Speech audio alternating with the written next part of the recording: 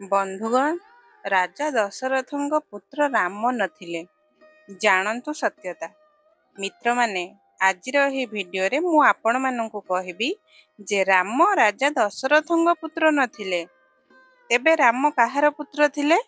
ବନ୍ଧୁଗଣ, ଏହା ଶୁଣି ଆପଣମାନେ ନିଶ୍ଚିତ ଭାବରେ ଆଶ୍ଚର୍ଯ୍ୟ ହୋଇଯିବେ ଏବଂ ବିଭ୍ରାନ୍ତରେ ପଡ଼ିଥିବେ।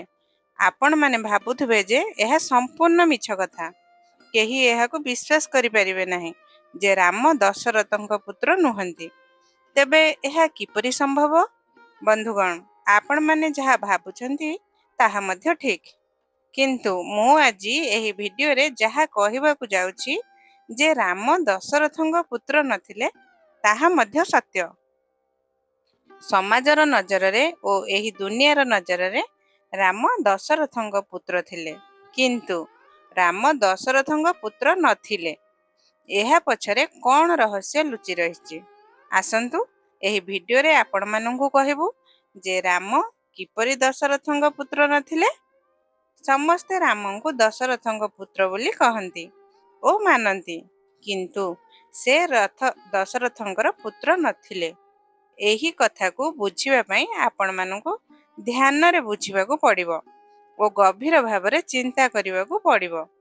ଆସନ୍ତୁ ଆପଣମାନଙ୍କୁ କହିବୁ ଯେ ରାମ କାହାର ପୁତ୍ର ଥିଲେ। କେବଳ ଆପଣମାନଙ୍କୁ ଅନୁରୋଧ ଯେ ଆପଣ ଆମର ଏହି ଭିଡ଼ିଓକୁ ଶେଷ ପର୍ଯ୍ୟନ୍ତ ଦେଖନ୍ତୁ। ତେବେ ଆପଣମାନେ ପୂର୍ଣ୍ଣ ତଥ୍ୟ ଜାଣିପାରିବେ ଯେ ରାମ କାହାର ପୁତ୍ର ଥିଲେ।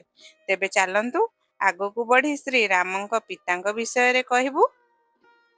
ମିତ୍ରମାନେ, ସେହି ସମୟର କଥା।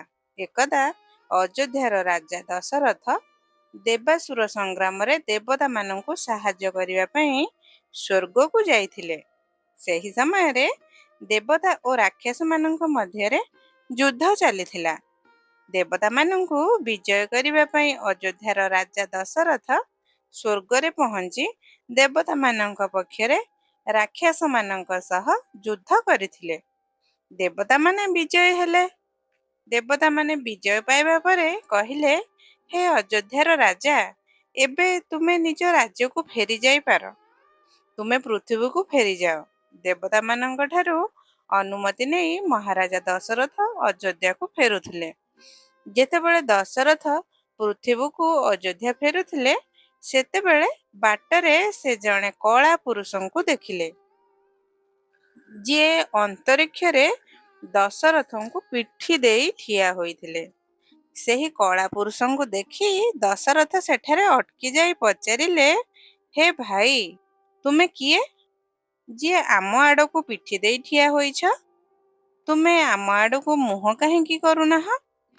ତୁମେ କ'ଣ ଜାଣିନାହଁ ଯେ ମୁଁ ଦେବତାମାନଙ୍କୁ ବିଜୟ କରାଇ ଫେରୁଛି? ମୁଁ ଅଯୋଧ୍ୟାର ରାଜା ଦଶରଥ। ତୁମେ କ'ଣ ଆମ ବିଷୟରେ ଜାଣିନାହଁ ଯେ ତୁମେ ଆମ ଆଡ଼କୁ ପିଠି ଦେଇ ଠିଆ ହୋଇଛ? ତୁମେ ଆମ ଆଡ଼କୁ କାହିଁକି ନ ଦେଖୁଛ? ତୁମେ କିଏ? ବନ୍ଧୁଗଣ, ଦଶରଥ ଯେତେବେଳେ ସେହି କଳା ପୁରୁଷଙ୍କୁ ଏହା ପଚାରିଲେ, ସେ ଉତ୍ତର ଦେଲେ, ହେ ଦଶରଥ, ତୁମେ ଆମ ବିଷୟରେ ପଚାରୁନାହଁ। ତୁମେ ନିଜ ରାସ୍ତାରେ ଯାଅ। ଆରାମରେ ନିଜ ରାଜ୍ୟକୁ ଫେରିଯାଅ। ଆମ ବିଷୟରେ ଜାଣିବା ତୁମ ପାଇଁ ଉଚିତ ନୁହେଁ। ମୁଁ ଯେପରି ଠିଆ ହୋଇଛି ସେହିପରି ମୋତେ ଠିଆ ହେବାକୁ ଦିଅ। ଆମ ବିଷୟରେ ଜାଣିବାକୁ ଇଚ୍ଛା କର ନାହିଁ। ଦଶରଥ କହିଲେ, କାହିଁକି ଭାଇ? ତୁମ ବିଷୟରେ ଜାଣିବାର ଇଚ୍ଛା କାହିଁକି ନ କରିବି? ତୁମେ ଆମ ଆଡ଼କୁ କାହିଁକି ନ ଦେଖୁଛ? ଆମ ଆଡ଼କୁ ଦେଖିବାରେ ତୁମର କ'ଣ ଅସୁବିଧା? ତୁମେ କାହିଁକି ଆମ ଆଡ଼କୁ ପିଠି ଦେଇ ଠିଆ ହୋଇଛ? ତୁମେ କହୁଛ ଯେ ଆମ ବିଷୟରେ ପଚାର ନାହିଁ। ଏବେ ତୁମେ କିଏ ତାହା ଜାଣି ହିଁ ମୁଁ ଯିବି। ତୁମର ମୁହଁ ମଧ୍ୟ ଦେଖିବି। ସେହି କଳା ପୁରୁଷ ପୁଣି କହିଲେ, ହେ ଅଯୋଧ୍ୟାର ରାଜା, ମୋ କଥାକୁ ବୁଝିବାକୁ ଚେଷ୍ଟା କରନ୍ତୁ। ମୁଁ ତୁମ ଉପରେ ମୋର ଦୃଷ୍ଟି ଦେବାକୁ ଚାହୁଁ ନାହିଁ, କାରଣ ତୁମେ ଜଣେ ଧର୍ମାତ୍ମା ରାଜା। ତୁମେ ନିଜ ରାସ୍ତାରେ ଯାଅ, ନିଜ ରାସ୍ତା ଅତିକ୍ରମ କର ଓ ମୋତେ ମୋ ଜାଗାରେ ଠିଆ ହେବାକୁ ଦିଅ। ମୁଁ ତୁମ ଉପରେ ମୋର ଦୃଷ୍ଟି ଦେବାକୁ ଚାହୁଁ ନାହିଁ। ଦଶରଥ କହିଲେ, ହେ ଭାଇ, ପୁଣି ସେହି କଥା। ତୁମେ ଆମ ଆଡ଼କୁ ଦୃଷ୍ଟି କାହିଁକି ଦେବାକୁ ଚାହୁଁନାହ? କୁହ, ତୁମେ କିଏ ଓ ଆମ ଉପରେ ଦୃଷ୍ଟି ଦେବାକୁ କାହିଁକି ଚାହୁଁନାହ? ଆମଠାରେ କ'ଣ ଅଭାବ ଅଛି? ଆମଠାରେ କ'ଣ ଦୋଷ ଅଛି ଯେ ତୁମେ ଆମ ଉପରେ ଦୃଷ୍ଟି ଦେବାକୁ ଚାହୁଁନାହ ଓ ନିଜ ପରିଚୟ ଦେବାକୁ ମଧ୍ୟ ଚାହୁଁନାହ? ତେବେ ସେଇ କଳାପୁରୁଷ କହିଲେ, ହେ ଦଶରଥ, ଲାଗୁଛି ତୁମେ ଆମ ବିଷୟରେ ନ ଜାଣି ଯିବ ନାହିଁ। ତୁମେ ଜିଦ୍ କରୁଛ। ତୁମେ ଯେହେତୁ ଜିଦ୍ କରୁଛ, ତେବେ ଶୁଣ, ମୁଁ ଶନିଦେବ। ମୁଁ ତୁମ ଉପରେ ମୋର ଦୃଷ୍ଟି ଦେବାକୁ ଚାହୁଁନାହିଁ। କାରଣ ତୁମେ ଜଣେ ଧର୍ମାତ୍ମା ରାଜା। ତୁମେ ଦେବତାମାନଙ୍କ ପକ୍ଷରେ ଯୁଦ୍ଧ କରି ସେମାନଙ୍କୁ ବିଜୟ କରାଇ ଆସୁଛ। ତୁମେ ଜଣେ ପରୋପକାରୀ ରାଜା। ତେଣୁ ମୁଁ ତୁମ ଉପରେ ମୋର ଦୃଷ୍ଟି ଦେବାକୁ ଚାହୁଁନାହିଁ। ଯଦି ମୁଁ ତୁମ ଉପରେ ମୋର ଦୃଷ୍ଟି ଦେଇ ତୁମ ପାଇଁ କିଛି କ୍ଷତି ହୋଇପାରେ। ତୁମେ ମୋ ଦୃଷ୍ଟିକୁ ସହିପାରିବ ନାହିଁ। ତୁମର ପ୍ରାଣ ମଧ୍ୟ ଯାଇପାରେ। ତୁମେ ମରିଯାଇପାର। ତୁମ ପାଇଁ କିଛି ଗୁରୁତର କ୍ଷତି ମଧ୍ୟ ହୋଇପାରେ। ତେଣୁ ମୋତେ ତୁମ ଉପରେ ଦୃଷ୍ଟି ଦେବା ପାଇଁ ଜିଦ୍ କର ନାହିଁ। ଏଠାରୁ ଚାଲିଯାଅ। ଯେତେବେଳେ ଦଶରଥ ଶୁଣିଲେ ଯେ ସେ ଶନିଦେବ, ସେ କହିଲେ, ହେ ଶନିଦେବ, ଏବେ ତୁମକୁ ନିଜ ମୁହଁ ମୋତେ ଦେଖାଇବାକୁ ପଡ଼ିବ। ମୁଁ ମଧ୍ୟ ତୁମକୁ ଦେଖିବାକୁ ଚାହୁଁଛି। ଯେପର୍ଯ୍ୟନ୍ତ ମୁଁ ତୁମର ମୁହଁ ନ ଦେଖେ ଓ ତୁମେ ମୋ ଉପରେ ତୁମର ଦୃଷ୍ଟି ନ ଦିଅ, ସେ ପର୍ଯ୍ୟନ୍ତ ମୁଁ ଏଠାରୁ ଯିବି ନାହିଁ। ତେଣୁ ତୁମେ ପିଠି ହଟାଇ ନିଜର ମୁହଁ ଦେଖାଅ। ଶନିଦେବ କହିଲେ, ହେ ଦଶରଥ, ତୁମେ ବାରମ୍ବାର ଜିଦ୍ କାହିଁକି କରୁଛ? ଏଠାରୁ ଚାଲିଯାଅ। ଯଦି ମୁଁ ତୁମ ଉପରେ ମୋର ଦୃଷ୍ଟି ଦେଇଦେଲି, ତୁମର କିଛି ଅନିଷ୍ଟ ହୋଇପାରେ। ତୁମର ପ୍ରାଣ ମଧ୍ୟ ଯାଇପାରେ। ଏହାର ଦାୟିତ୍ୱ କିଏ ନେବ? ବନ୍ଧୁଗଣ, ରାଜା ଦଶରଥ କହିଲେ, ହେ ଶନିଦେବ, ତୁମେ ଏତେ ଚିନ୍ତା କାହିଁକି କରୁଛ? ତୁମେ ଆମ ଉପରେ ଦୃଷ୍ଟି ଦେବାକୁ କାହିଁକି ପଛେଇ ଯାଉଛ? ତୁମକୁ ଚିନ୍ତା କରିବାର ଆବଶ୍ୟକତା ନାହିଁ। ଯାହା ହେବ ମୁଁ ତାହା ସହିବି। ତୁମେ ଦୃଷ୍ଟି ଦିଅ। ସମସ୍ତ ଦାୟିତ୍ୱ ମୋର। ତୁମ ବିରୁଦ୍ଧରେ ମୋର କୌଣସି ଅଭିଯୋଗ ରହିବ ନାହିଁ। ବନ୍ଧୁଗଣ, ରାଜା ଦଶରଥ ନିଜର ଉତ୍ସାହରେ ଏହା କହିଦେଇଥିଲେ। କୁହାଯାଏ ଯେ ଯଦି ଜଣେ ବ୍ୟକ୍ତି କୌଣସି ବଡ଼ କାମ କରିଦିଏ, ତାହେଲେ ଯୁଦ୍ଧ ହେଉ କି ଅନ୍ୟ କୌଣସି ପରିସ୍ଥିତି, ସେ ଯଦି ତାହାର ସମାଧାନ କରିଦିଏ, ତେବେ ତା ପାଖରେ କିଛି ଅହଙ୍କାର ଆସିଯାଏ। ଠିକ୍ ସେହିପରି ଦଶରଥଙ୍କ ପାଖରେ ମଧ୍ୟ କିଛି ଅହଙ୍କାର ଆସିଥିଲା। ସେ ନିଜର ଅହଙ୍କାରରେ ଶନିଦେବଙ୍କୁ କହିଲେ, ତୁମେ ଚିନ୍ତା କର ନାହିଁ। ସମସ୍ତ ଦାୟିତ୍ୱ ମୋର। ତୁମେ ମୋ ଉପରେ ଦୃଷ୍ଟି ପକାଅ। ଶନିଦେବଙ୍କ ବାରମ୍ବାର ମନା କରିବା ସତ୍ତ୍ୱେ ଦଶରଥ ମାନିଲେ ନାହିଁ। ଯେତେବେଳେ ଦଶରଥ ଅଧିକ ଜିଦ୍ କଲେ, ଶନିଦେବ ନିଜର ଦୃଷ୍ଟି ଦଶରଥଙ୍କ ଉପରେ ଦେଇଦେଲେ। ଦଶରଥ ରଥ ଉପରେ ବସିଥିଲେ। ଶନିଦେବଙ୍କ ଦୃଷ୍ଟି ଦଶରଥଙ୍କ ଉପରେ ପଡ଼ିବା ମାତ୍ରେ ସେ ତୁରନ୍ତ ଅଚେତ ହୋଇଗଲେ ଓ ରଥରୁ ତଳେ ଖସି ପଡ଼ିଲେ। ଦଶରଥ ଅନ୍ତରୀକ୍ଷରୁ ତଳକୁ ଖସୁଥିବା ବେଳେ ବୃଦ୍ଧରାଜ ଜଟାୟୁ ସେହି ସମୟରେ ବୁଲୁଥିଲେ। ଜଟାୟୁ ଦେଖିଲେ ଯେ ଅଯୋଧ୍ୟାର ରାଜା ଦଶରଥ ଅନ୍ତରୀକ୍ଷରୁ ଖସୁଛନ୍ତି। ଜଟାୟୁ ଦଶରଥଙ୍କୁ ଭୂମିରେ ଖସିବାକୁ ଦେଲେ ନାହିଁ ଓ ନିଜ ପଞ୍ଜାରେ ଧରି ଧୀରେ ଧୀରେ ଭୂମିରେ ରଖିଲେ।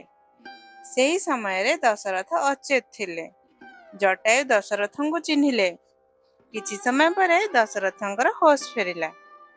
ହୋସ୍ ଫେରିବା ପରେ ଦଶରଥ ଜଟାୟୁକୁ ଦେଖି କହିଲେ, ହେ ଜଟାୟୁ, ମୁଁ ତୁମଠାରେ ବହୁତ ପ୍ରସନ୍ନ। ତୁମେ ମୋର ପ୍ରାଣ ରକ୍ଷା କରିଛ। ତୁମେ ମୋର ଜୀବନ ବଞ୍ଚାଇଛ। ତେଣୁ ମୁଁ ତୁମଠାରେ ବହୁତ ପ୍ରସନ୍ନ। ତୁମେ ମୋ ଠାରୁ କିଛି ମାଗ। ଯାହା ତୁମେ ମାଗିବ ମୁଁ ତାହା ଦେବାକୁ ଚେଷ୍ଟା କରିବି, କାରଣ ତୁମେ ମୋର ପ୍ରାଣ ରକ୍ଷକ। ବନ୍ଧୁଗଣ, ଦଶରଥଙ୍କ ଏହି କଥା ଶୁଣି ଜଟାୟୁ କହିଲେ, ହେ ଅଯୋଧ୍ୟାର ରାଜା, ଯଦି ତୁମେ ପ୍ରସନ୍ନ ହୋଇ ମୋତେ କିଛି ଦେବାକୁ ଚାହୁଁଛ, ତେବେ ମୁଁ ମାଗିପାରେ। ଦଶରଥ କହିଲେ, ହେ ଜଟାୟୁ, ନିଃସଙ୍କୋଚରେ ମାଗ। ମୁଁ ତୁମଠାରେ ବହୁତ ପ୍ରସନ୍ନ, କାରଣ ତୁମେ ମୋର ପ୍ରାଣ ରକ୍ଷା କରିଛ। ତେବେ ଜଟାୟୁ କହିଲେ, ହେ ଦଶରଥ, ମୋତେ ତୁମ ରାଜ୍ୟରୁ କିଛି ନାହିଁ। ନା ମୋତେ ଧନ ଦୌଲତ ଦରକାର। ଦଶରଥ କହିଲେ, ତେବେ କ'ଣ ଦରକାର ମାଗ। ଜଟାୟୁ କହିଲେ, ତୁମର ଯେଉଁ ସନ୍ତାନ ହେବ, ତୁମର ବଡ଼ ପୁଅକୁ ମୋତେ ଦେଇଦେବ। ମୁଁ କେବଳ ଏହା ମାଗୁଛି, ଆଉ କିଛି ନୁହେଁ। ତୁମର ଯେଉଁ ବଡ଼ ପୁଅ ହେବ, ତାକୁ ମୋତେ ଦେଇଦେବ। ଦଶରଥ ବଚନ ଦେଇ କହିଲେ, ହେ ଜଟାୟୁ, ମୁଁ ତୁମକୁ ବଚନ ଦେଉଛି, ଏବେ ମୋର କୌଣସି ସନ୍ତାନ ନାହିଁ। ଯଦି ଭବିଷ୍ୟତରେ ମୋର କୌଣସି ସନ୍ତାନ ହୁଏ, ତେବେ ବଚନ ଅନୁସାରେ ମୋର ବଡ଼ ପୁଅକୁ ମୁଁ ତୁମକୁ ଦେଇଦେବି। ସେ ତୁମର ଅମାନତ ହେବ, ତୁମର ଧରୋହର ହେବ, ତୁମର ପୁଅ ହେବ, ମୋର ପୁଅ ନୁହେଁ। ବନ୍ଧୁଗଣ, ଜଟାୟୁଙ୍କୁ ଏହି ବଚନ ଦେଇ ଦଶରଥ ନିଜ ରାଜ୍ୟ ଅଯୋଧ୍ୟାକୁ ଫେରି ଆସିଲେ। ପରେ କାଳକ୍ରମେ ଦଶରଥଙ୍କ ଘରେ ରାମଙ୍କ ଜନ୍ମ ହେଲା। ରାମଙ୍କ ଜନ୍ମ ହେବା ପରେ ଦଶରଥ ଜଟାୟୁଙ୍କୁ ଡାକି କହିଲେ, ହେ ଜଟାୟୁ ମହାରାଜ, ଏ ନିଅ ତୁମର ପୁଅ। ମୁଁ ବଚନ ଅନୁସାରେ ତୁମର ପୁଅକୁ ତୁମକୁ ସମର୍ପଣ କରୁଛି। ଏ ମୋର ବଡ଼ ପୁଅ।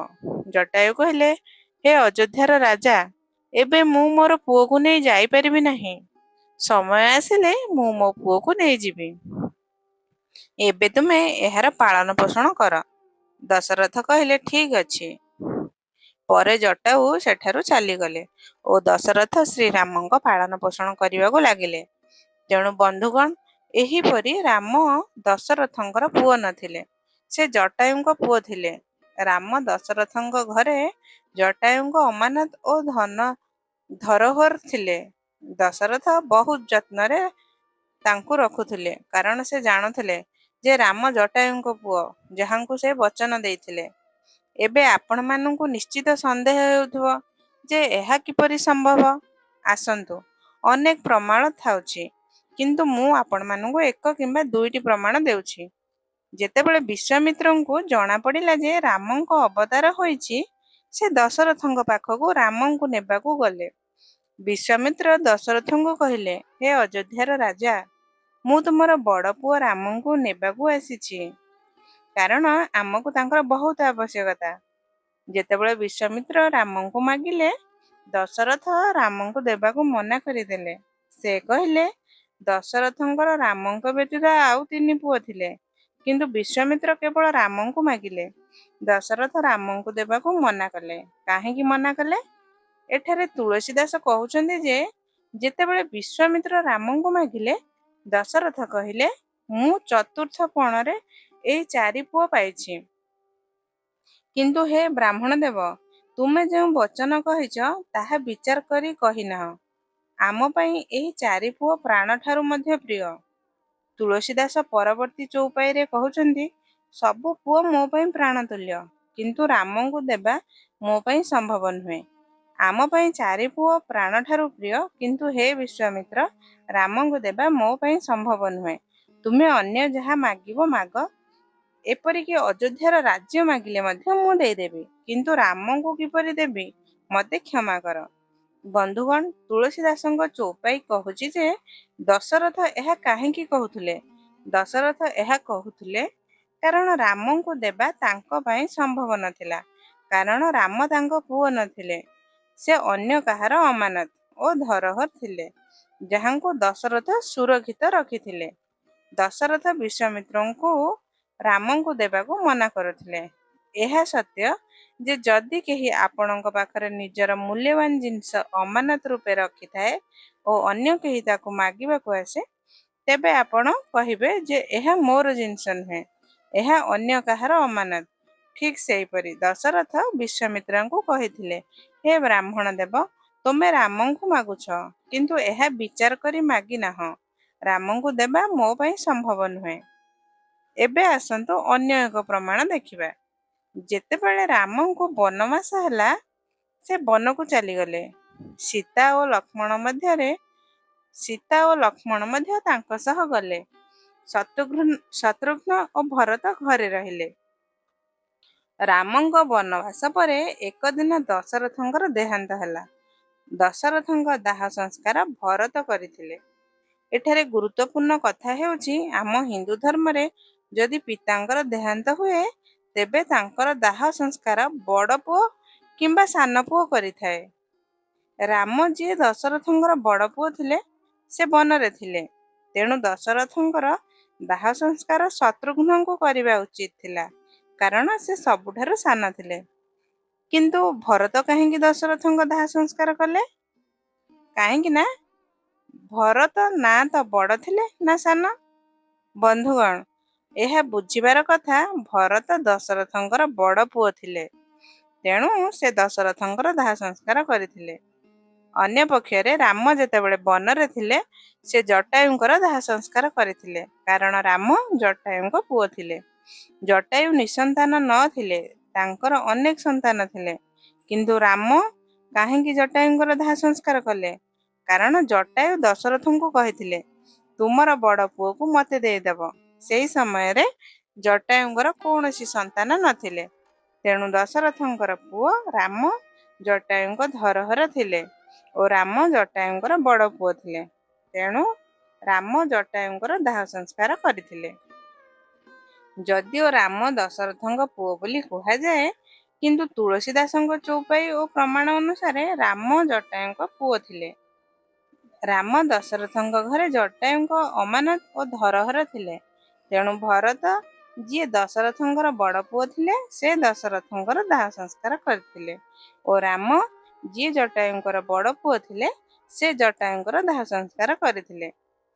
ବନ୍ଧୁଗଣ, ଆଶା କରୁଛି ଏହି ତଥ୍ୟ ଆପଣମାନଙ୍କୁ ପସନ୍ଦ ହୋଇଥିବ ଓ ବୁଝା ପଡ଼ିଥିବ। ଯଦି ଏହା ପସନ୍ଦ ହେଇଛି, ତେବେ କମେଣ୍ଟ ବକ୍ସରେ ଜୟ ଶ୍ରୀରାମ ନିଶ୍ଚୟ ଲେଖନ୍ତୁ। ଏତେ ସମୟ ଦେଇଥିବା ପାଇଁ ଆପଣ ସମସ୍ତଙ୍କୁ ବହୁତ ବହୁତ ଧନ୍ୟବାଦ। ପୁଣି ଅନ୍ୟ ଏକ ସମାଲୋଚନା ସହ ପରବର୍ତ୍ତୀ ଭିଡ଼ିଓରେ ଭେଟିବା। ସମସ୍ତ ସବସ୍କ୍ରାଇବର ଓ ଦର୍ଶକ ବନ୍ଧୁମାନଙ୍କ ପାଇଁ ଜୟ ଶ୍ରୀରାମ।